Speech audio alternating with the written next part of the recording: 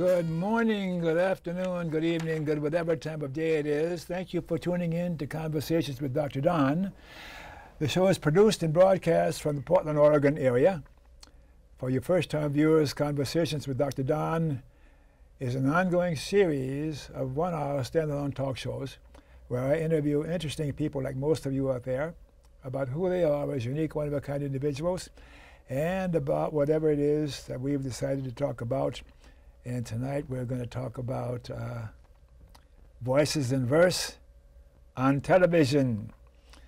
And Louis Haga here is our Master of Ceremonies at the poetry reading. And he's going to be taking over in the second half of the hour and telling us what he wants us to do for him. And Amanda Duncan is one of our poets. And she's just outstanding and delightful and beautiful. And you'll see what I mean as time goes on. How are you both feeling now? You already told me you feel you're not nervous? Not yet. That makes me nervous. God. Amanda, are you nervous? A little. Okay. Yeah, it'll go fine, I promise you. You'll have a good time. So, in the first half of the show, as we said earlier, I'd ask you about who you are, and I got some questions to ask you. And if I ask you a question that you don't want to answer, just tell me to get lost or whatever, okay? Now and then I make a mistake, and I can see this person doesn't want to tell me what religion they belong to, so it's okay. All right. Shall we start with who will I start? Who's my first victim?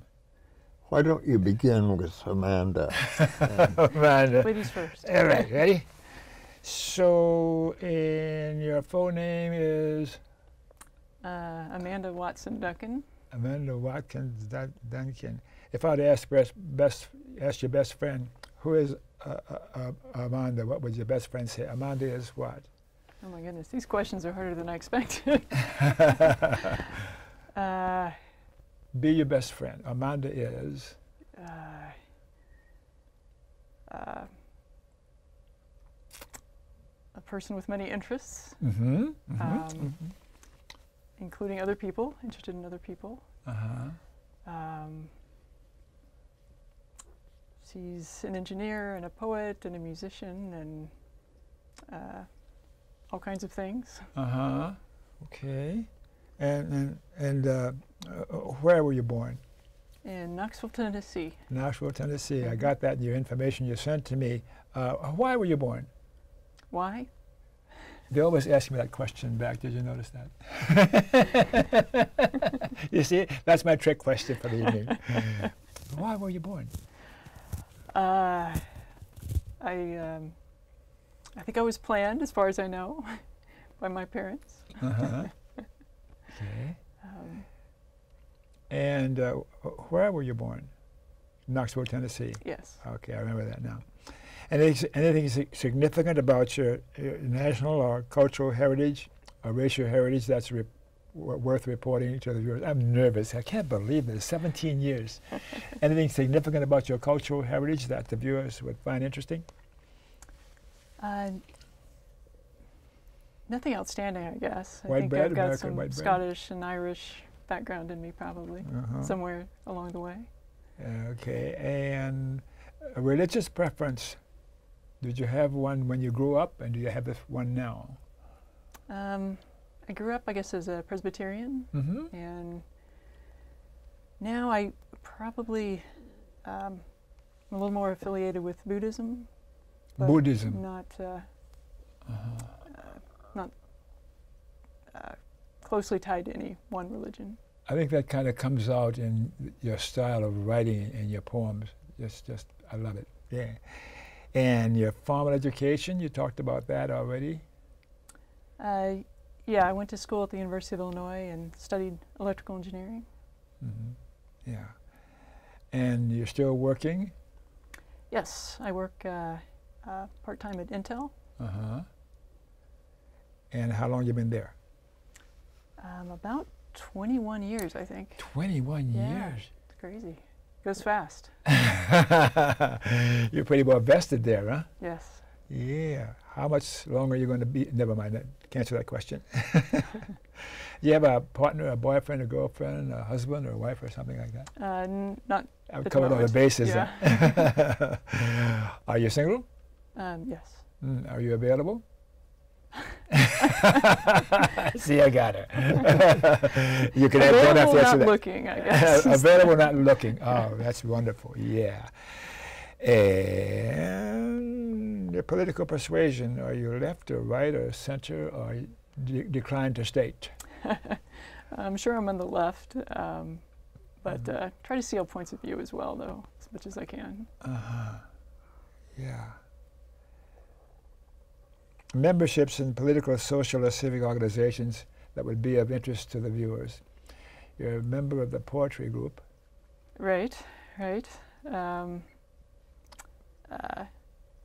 Member of the ACLU. Yes.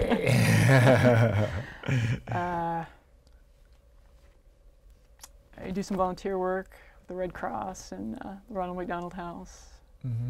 I guess those are kind of the organizations I'm affiliated with. What other activities do you have besides poetry or interests? I like writing music. As you two know, I've been experimenting this year with adding lyrics to music. And you've been very kind to put up with my terrible singing. Not really. Help me, Louis. No. And I speak straight. Yeah, I'm very pleased with what you do. Don't worry, there won't be any singing tonight.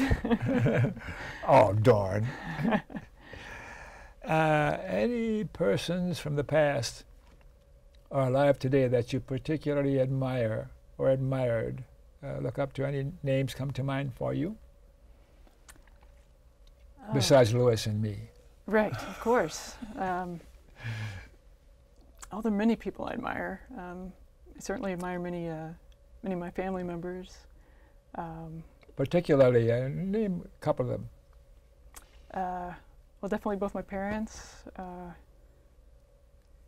grandmothers. Yeah. I'm going to be reading a poem here that I wrote for my aunt. So, come from a group of special people. Yeah. You have any pets? My housemate does. Yeah, a little Border Terrier mix of some sort. Okay. And, okay, let's move over to Louis here. See if we can pump him. Okay. Louis Haga. How'd you get that name? Well, how did the name get attached to my family? Okay, Haga is the Norwegian word for hedgerow. And so the farmers demarked the extent of their land by planting hedges. So there are many Hagas in Norway, and all of them had ancestors who were farmers at one time. That's why they called themselves Haga. Did you ever farm? I didn't have a farm. No, I've never had a farm, but nor did my father. My grandfather, both of my grandfathers had farms, but I've not been near the land. You've been busy doing other things. Yes, other things. Yes. And a religious preference for you, do you have one? Well, I was born and confirmed a Lutheran. My preference now is sort of high church Episcopalian. I don't know if you follow the church issues in the country, but the Lutherans and the Episcopalians have been trying to merge for half a century, but something always interferes. So are you involved in that interference? No, no, no. I'm not. I'm more sympathetic with the Episcopalian demand than I am with the Lutheran objection to that demand, as I understand it. Uh-huh. And when you earned a living, what were you doing then? You've been retired for a little while, huh? Yes, I've been blessedly retired for a long time. Well, I began my professional career as a Latin teacher, and then I chaired an English department in a high school for years, and then I went into school administration and later into district administration. So I was in education all the time. Uh-huh. And when did you stop that? I retired, I believe, in 1993 or 94. Mm-hmm. So I've been on my own for a while. Yeah, and any memories or things that happened during that period when you're in the educational system that comes to mind, memorable? Oh yes, but I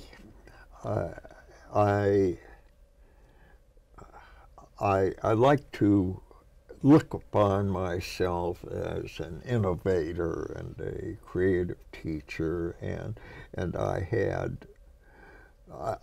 won't go into details because I'm sure your listeners would rather listen to poetry, but I had one rather significant innovation in our school system when I was still a department head in English. Well, So I'd be curious about that, wouldn't you, Amanda? Yeah. I was very, very proud of that, and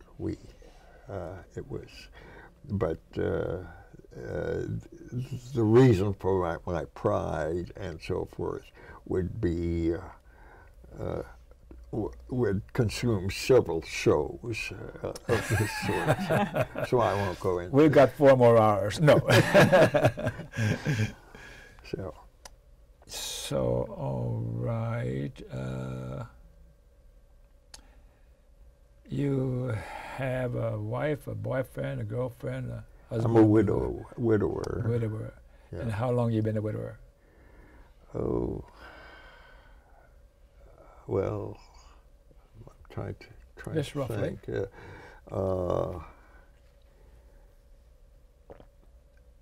It's been about a little more than 20 years. Oh my gosh, that's a long time. Yeah, we were married for 36 years, and she was a victim of cancer, a very hideous kind of cancer, and so you haven't tied the knot again, have you?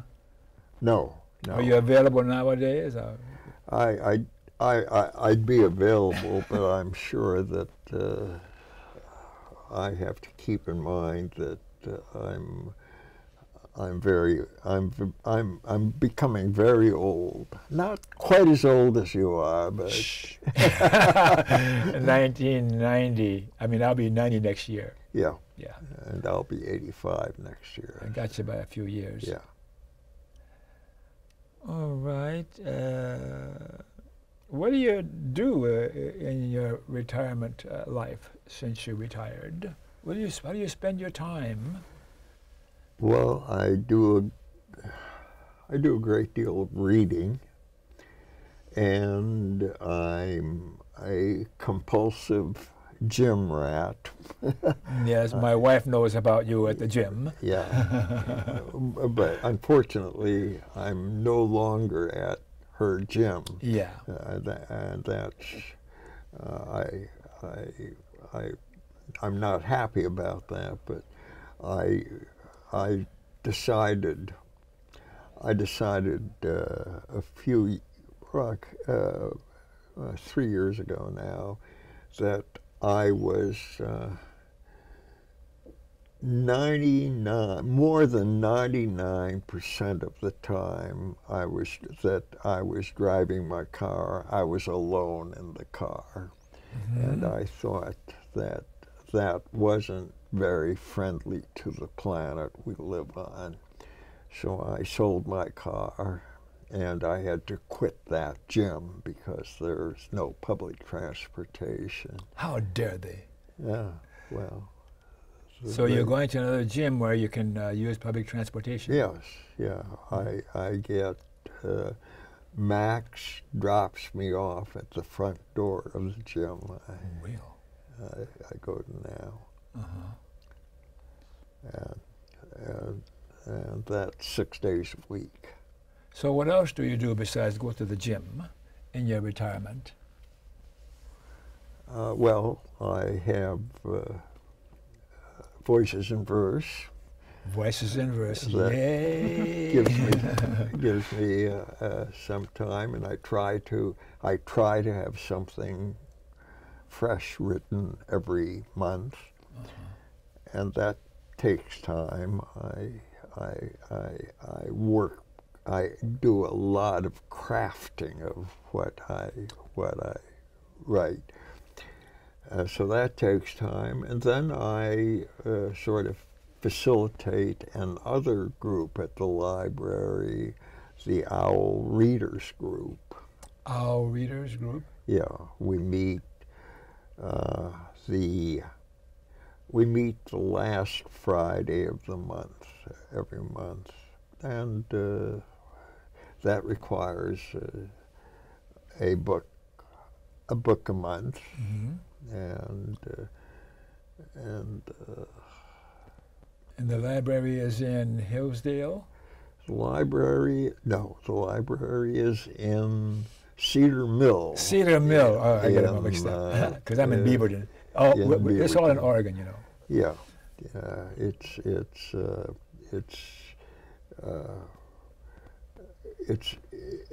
Cedar Mill is in the county. You're aware of that? Yes. It's in the county. It's not. It isn't a part of any city.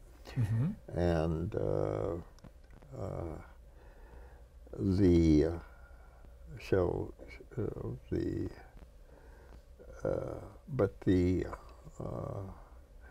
the readers group demands some time, and then the rest of the time I spend a great deal of time listening to music.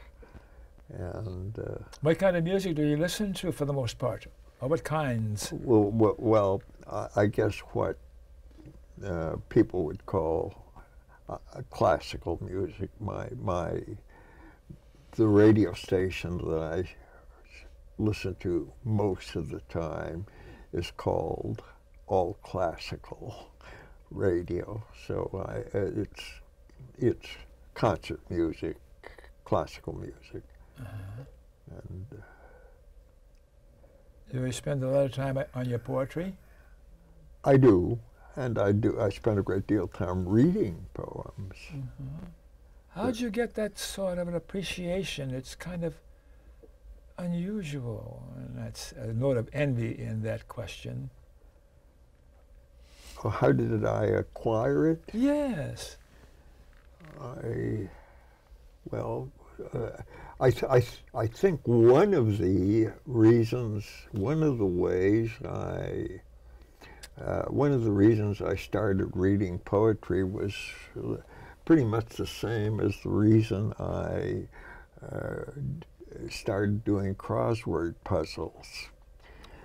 If I was reading poetry, or if I was doing a crossword puzzle, my parents thought I was actively engaged and didn't push me to do homework, which I didn't want to do.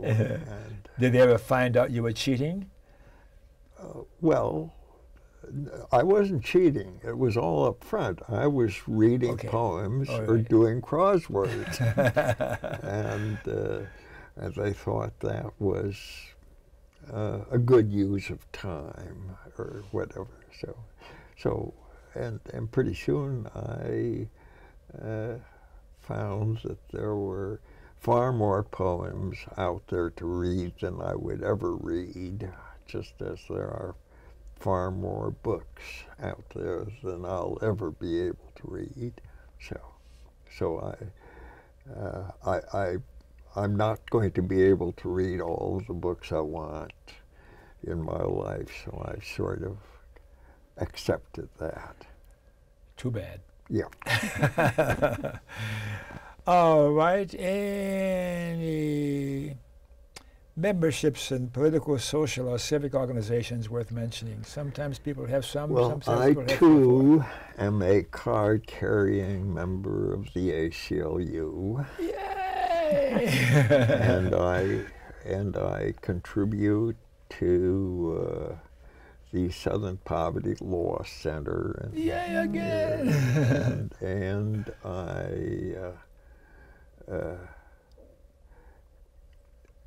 I've been a 50-year subscriber to the New Yorker magazine.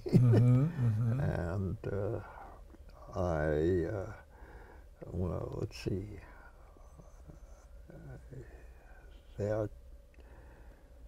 I contribute to Habitat for Humanity, if you know. Jimmy Carter, good man.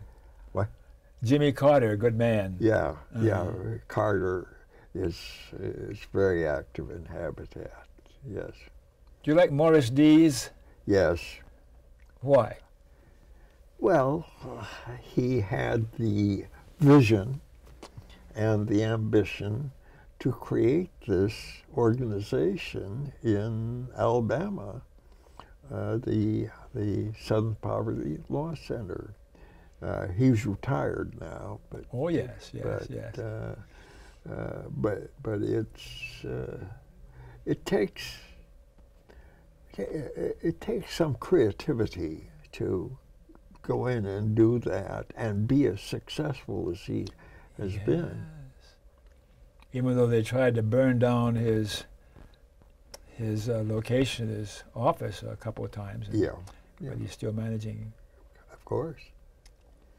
But it's the Southern Poverty Law Center, with its publications and so forth. Teaching tolerance and all those.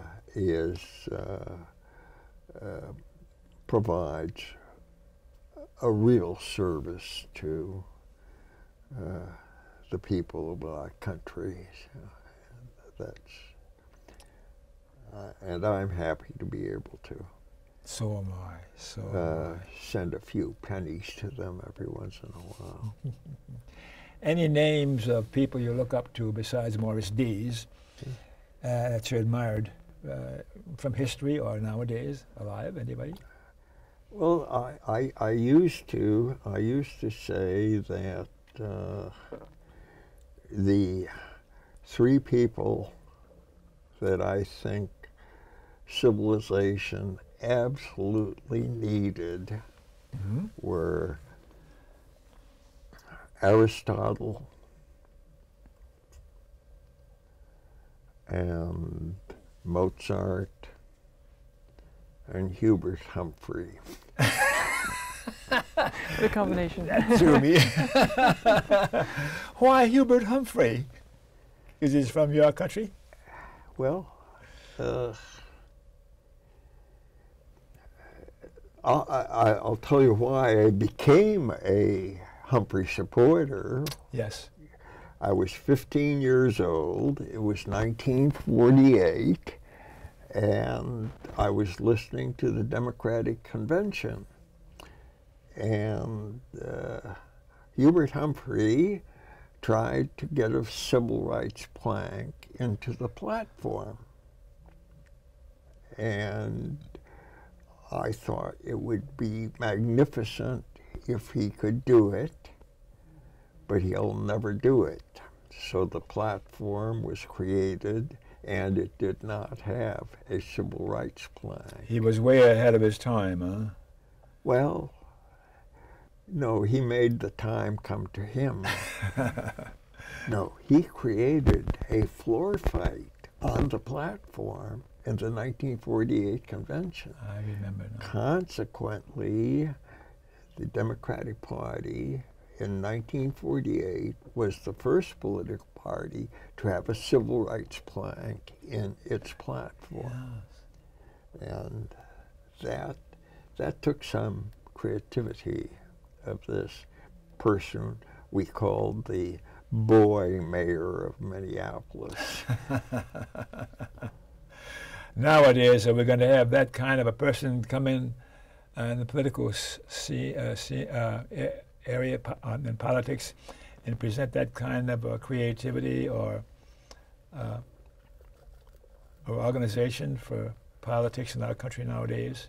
Or you're just a dyed-in-the-wool Trump supporter? Well, no. I keep working at getting a laugh out of you. No. I'm trying to figure out the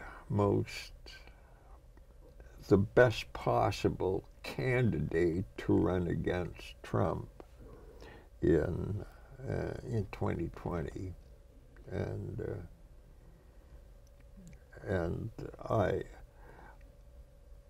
it would be embarrassing for me to say that this is the person I had selected because he's articulate, he can be funny, he's good with the media, has sort of been taken out of contention the last 2 weeks. Oh, who would that be? Oh, well, I probably shouldn't mention Okay, it then on don't, local of course. television, but no. Sure. No, it's Al Franken. It's, Oh my gosh, we open a can of worms here. Talk about that. Something needs to be said about what's been happening with men behaving toward women through history in our country, particularly. Yeah. But I hope it's going to change things, and I'm waiting for the other shoe to drop, and there'll be a lot more shoes dropping, and I hope we'll still have a government in Washington, D.C. once we expose this behavior. And I'm this is my feminine side coming up. But anyhow, let's change and go to the second half of the show right now. Take a break for a few minutes.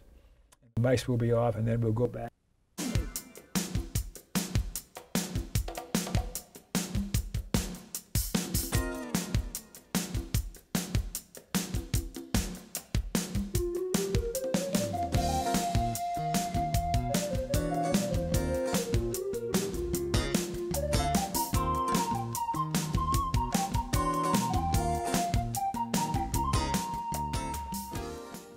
Hello, we're back, and thank you for staying tuned. For you viewers who missed the opening of the show, Conversations with Dr. Don that you're watching is an ongoing series of one-hour standalone talk shows where I interview interesting people like my guests this evening, Amanda and Louis. And we're going to talk about poetry and voices in verse on television. So Louis is going to take over now like he does at our usual location in the library. And now he's in charge, and I'm sitting in the background. And he might let me read a poem or two of mine. Louis, will you take over, please? Okay, thank you, Don. And I just want to invite anybody who finds himself or herself in the area of the Cedar Mill Library. And near Portland. It's near Portland. It's near Beaverton. And it's on the fourth Saturday of the month.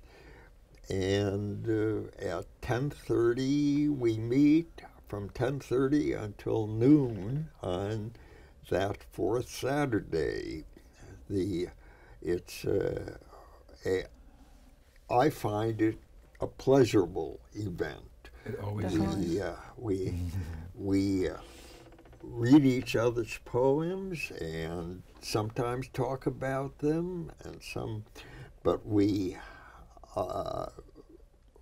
actually are take pleasure in the poems. We don't necessarily criticize poetry or anything of that sort. We have a good time with our poems. So with that in mind, I'm going to begin, as we often do, by asking Amanda if you would read one of your poems that you brought this evening. Would you please? All right. This is, again, Amanda Duncan, one of our very productive and very creative people. Thanks for that introduction. This poem is called The Last Line. Mm-hmm. It's the last line in a poem that matters most. Not so in a life.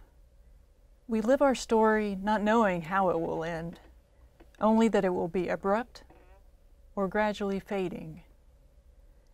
For most of us, there is no punchline or soaring cadenza. We are in this world, and then we are not. When I hold your hand, I witness your present and honor your past. When I look in my heart, I see your future. It's not the end of a life that matters, but what comes before and what remains after. Okay, thank you. Yeah, very, very good. Beautiful. There was one line I liked early. Yeah, a soaring cadenza. Oh, that's wonderful. That's wonderful. Yes. Okay, Don. All right. This is one I wrote in 1985. I'm not sure. I read that in our group before. Maybe I did. And so it's got a number of years on it. And I was going through stuff this morning, and I thought, hey, this is an old one, but it looks like it may be fun to read. This is for a girl's name, and I won't say it now because my wife watches my show sometimes. December 1985. I gave up me to be loved by you is the title. I gave up me to be loved by you. I gave up me to be loved by you because I was too young to realize that giving up me made it impossible for me to feel loved by you or me or anyone. I am no longer too young, and today I reclaim my right to feel, think, and be just who, what, and how I am. And I don't just take me back, I also love me and hold me just as I wanted you to when I gave me up. And my sadness at finally giving up the desperate hope that you will love me and hold me is well worth the joy and warmth of me finally loving me. That's great. And what a great message. Very Thank you. nice. Okay. Okay, I brought in two winter poems, and the first one I'm reading brings together winter and old age. It seems that old age goes more with winter than it does with spring for obvious reasons. But so this is a winter poem The speaker is an old man. The title is The Pleasure of Your Smile. The wind is cold as night descends, and I'm grateful for the absence of rain as I make my way home from the grocer with my bread and milk and soft food. A suggestion of pain returning to my left heel shouldn't impede the trek to my apartment, now empty and dark and cold. At the traffic light, I venture a smile, and it's returned, sincere and exciting as a sweet, lingering kiss, softening for a moment my lips, till now stiff against the cold. The innocent pleasure of your smile has given a spring to my step and permission to dream. That's the pleasure of your smile. Oh, Oh, yes. that's Yes. Okay. The contrast between the two sections. What? Yes. The contrast between the two sections. Oh, well, Yes. Right, and I'm happy intentional, that you right. saw that contrast. That was important. That's good. Thank you. Whatever you do is always so thought out and worked out. It's so delightful, so beautiful. And I was wanting to ask you during the earlier part of the show, how much time do you spend, how much of your time in preparing your poetry before you deliver it to us? And you've already answered that 2 or 3 times, so let's pass on that question. Well, It's apparent that you spend a lot of time. Actually,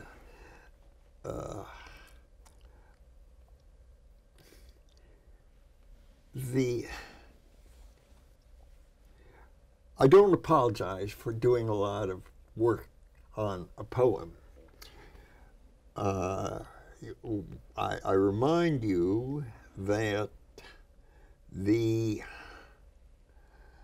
Greek verb the Greek verb poiesis means to make, to build something. It's not to write, not to recite, not to declaim. It's to push things together so they work in a poem. That's what the word means at its root. That's what poem means, something made. Okay, so I do a lot of making, and it takes time. Just as much time as making a cabinet. Okay, Amanda. Another one. Okay, this one is it's called Sparrow. I'm sure I'd be a sparrow if I came back as a bird. Nothing special, just a pair of hungry wings, unwelcome at the feeder. No birder would thrill at my color, size, or song. No group would want me as their mascot. But I would fly and I would sing, feel the sun and ride the breeze, witness the grandeur of all common things from my view in the sky. Yes, if I come back, I will be a sparrow. That's delightful. The Roman poet Catullus wrote a number of poems about passer, the Roman word for sparrow, passer. I like that.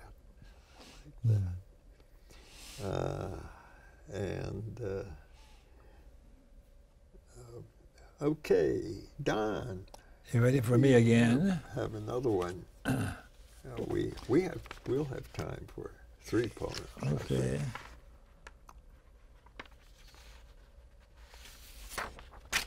This is written in 2006.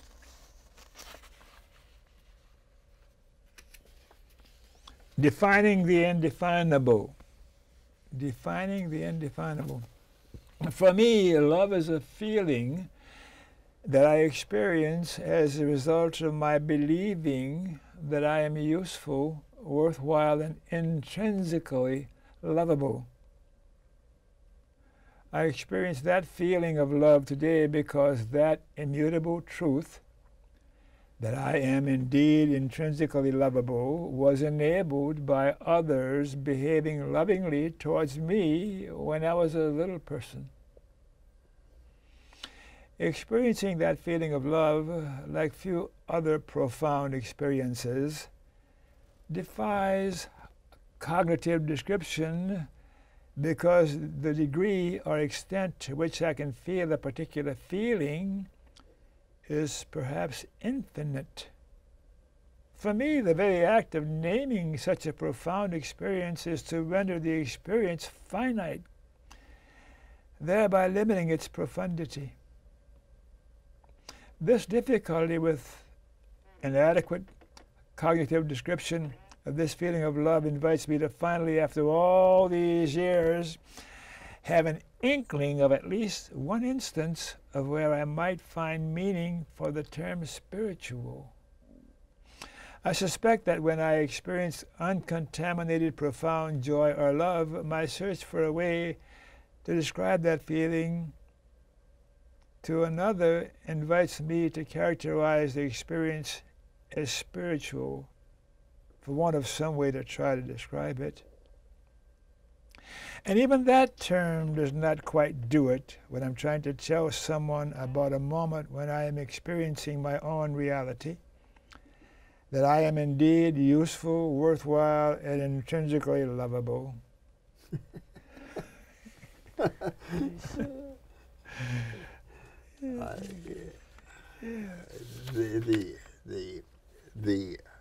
The ending there, the sort of confession, I am intrinsically lovable. Intrinsically is so perfect. Yeah, because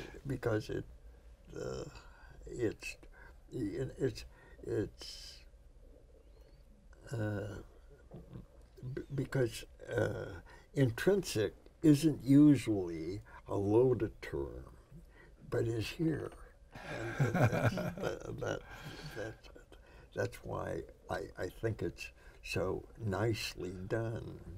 I'm intrinsically lovable.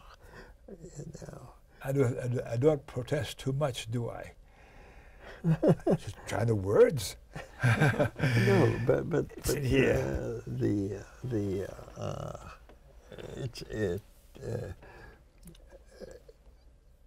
It's a new use of that word, and not a misuse, but a new use. Very good. Thank you. Okay, I have another winter poem. Ooh. This is called December Tree. And the first poem you read, you did a play on me. The me disappears and then reappears. So it's a very positive me.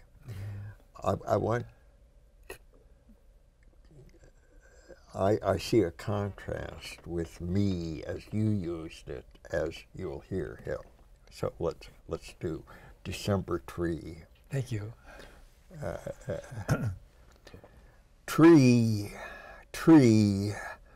December tree, spare, bare, barren, standing erect like a sentry growing old, buffeted by wintry cold. Ice glazed, unfazed by storming snow, alone, forlorn, cleaving to frozen ground.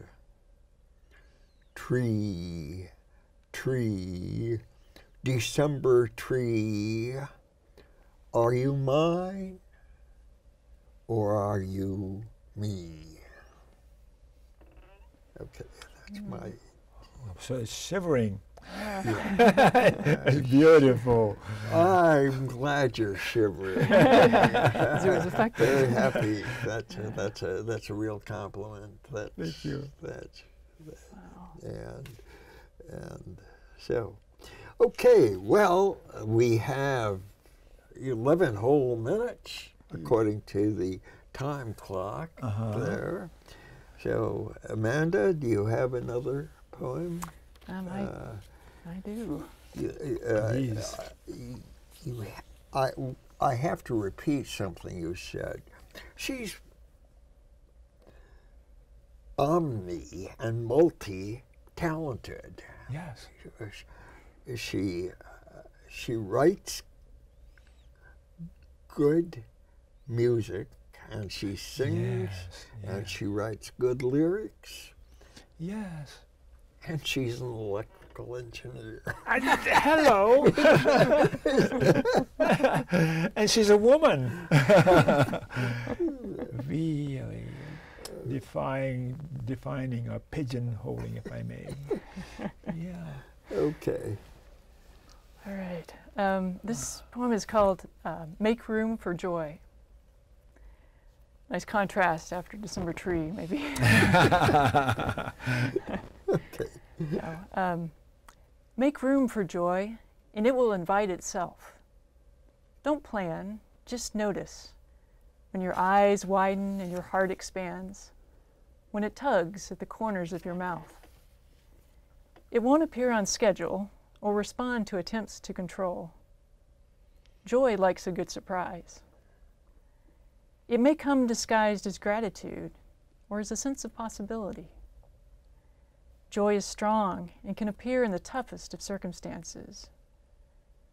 But it won't fight for your attention or drown out your doubts. Open your eyes and quiet your mind. Make room for joy. This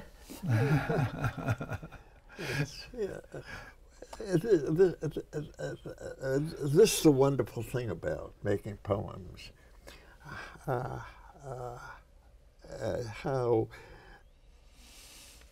joy is unique to that poem, you know. Make room for joy.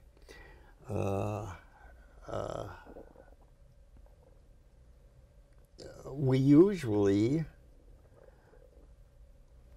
there's a, I don't know how exactly to express this, but we usually think of joy as a gift rather than an accomplishment, and this is make room for joy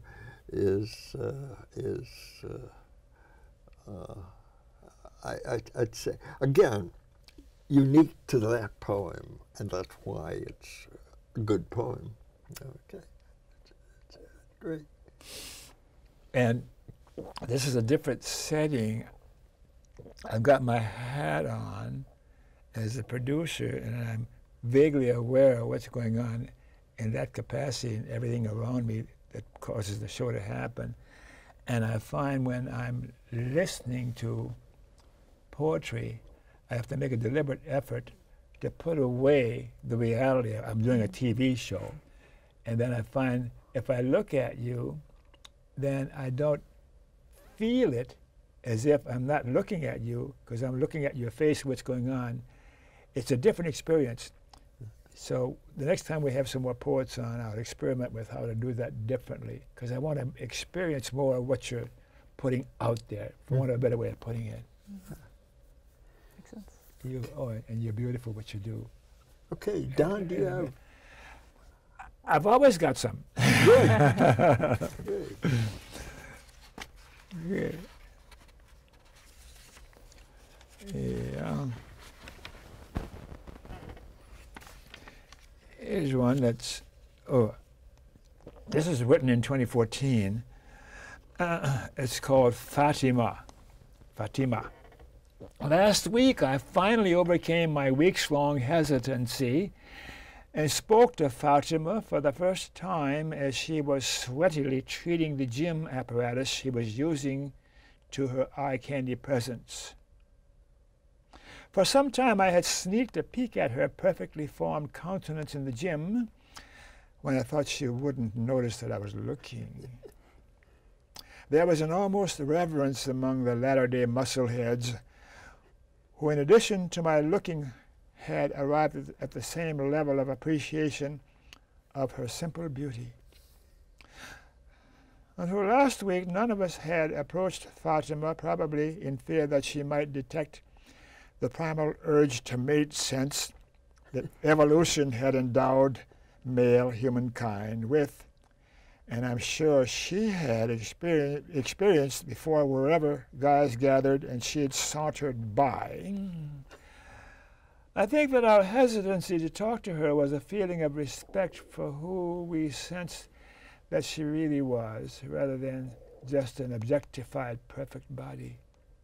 As she paused between sets of her exercise, I approached her, uttered a few pleasantries to which she demurely and smilingly replied, and informed her that a small coterie of dirty old men had decided that her nickname in the gym should henceforth be Whiplash, because of the series of neck injuries left in her wake as she glided by.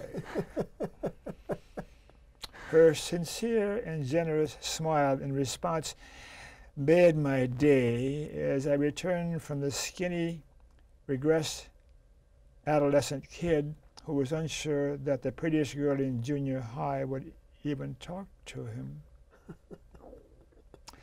The thought of Fatima, even now, makes my day. What makes yours?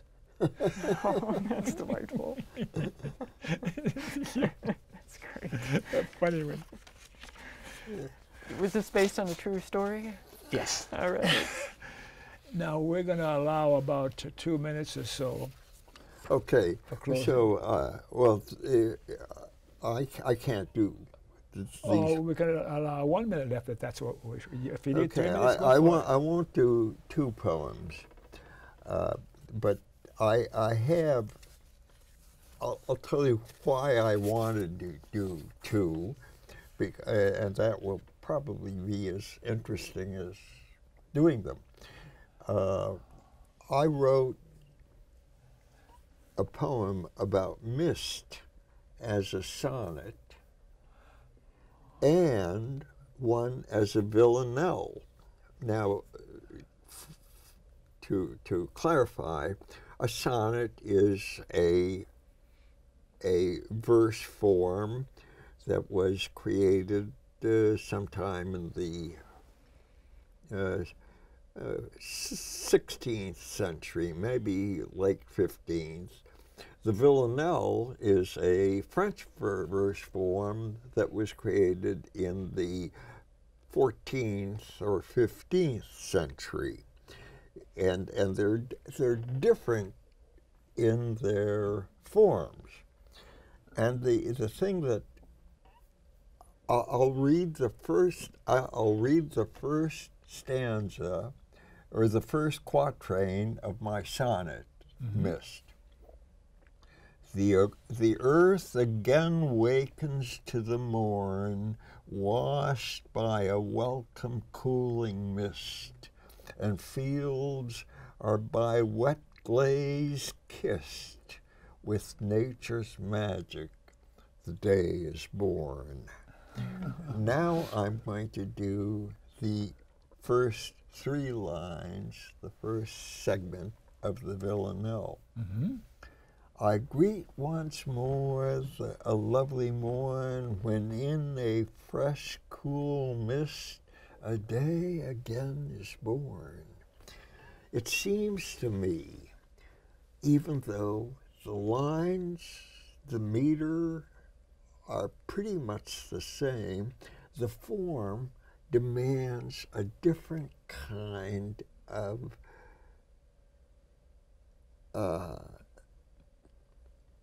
sense. The sonnet mist sounds severe, almost like a hymn.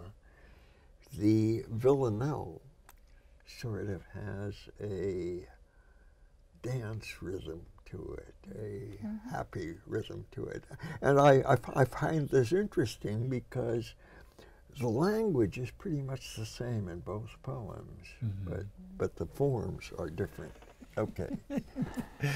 Well, okay, we have to take about 15 seconds to look in that camera and say what you want to about anything, what happened here, anything else. You have about 15 seconds to just say something to the viewers. Come join us, the Cedar Mill, if you can.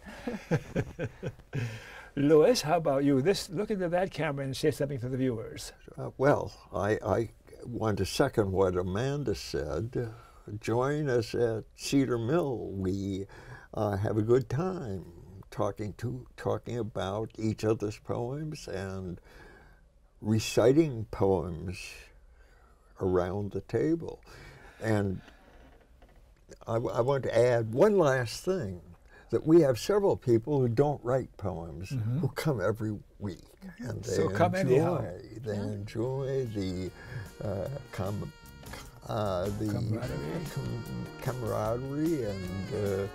and the interest in that sort of contagious in what goes on around the table.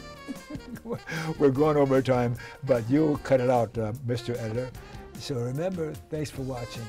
And remember KFC. Remember KFC? Not Kentucky Fried Chicken, Dr. Don's KFC. Kind, friendly, and charitable. Be kind, be friendly, and be charitable to you too. And you too, and you too, particularly you. See you next time. Good night.